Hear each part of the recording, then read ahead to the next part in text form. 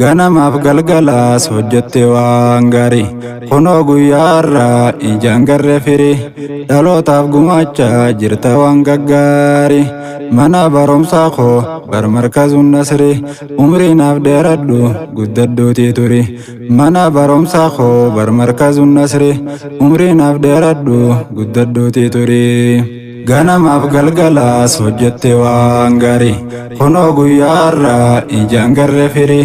dhalootaaf gumaachaa jirta waan gaggaarii mana barumsaa koo bar markazuun nasrii umriinaaf dheeradhu guddadduutii turi mana barumsaa koo bar markazuun nasrii umriinaaf dheeradhu guddadduutii turi. Bismillaahi jee bantuu dubbii tooti alhamdulillahi faarse rabbii kooti akkam jirtan hundi obboleeyyan kooti warri biyya keessaa ka biyya alaati kunoo har'a geenye fedhuma rabbiitiin akkamii isinoo fayyaadha hundumti baganaaf jiraatte fayyaa qabaatteeti hedduutu nu biraa kootee akhiratti hedduudha musiibaan gubbaatti buuteeti. Meeqaatama kaasaa dhabee baroobseeti meeqaatama hidhatti aadaa jirti maatiin meeqaatama irratee jira qaamni isaati tanaaf hin si faarsa yaa rabbi yaa mooti kan wal nu garsiifte obboleeyyan gaarii mana barumsaa koo bar markazuun nasrii umriinaaf dheeradhu guddadduutii turi mana barumsaa koo bar markazuun nasrii umriinaaf dheeradhu guddadduutii turi. Nagayaaf rahmataa buusina birratti ergama rahmataa leenca jakuulaati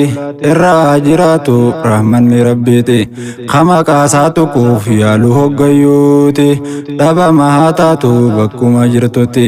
salaamtaa dagadde obboleeyyan kooti salaamun alaikum kan fagoo dhihooti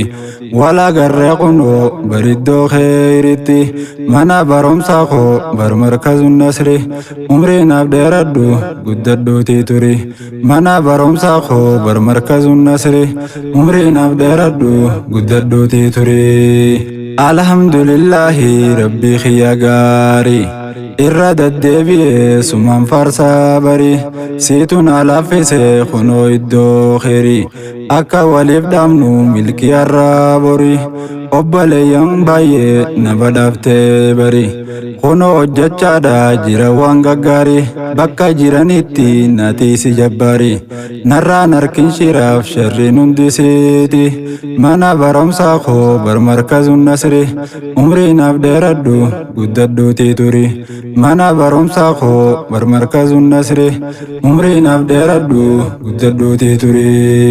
tola nutti oolee waahidul qahaarii.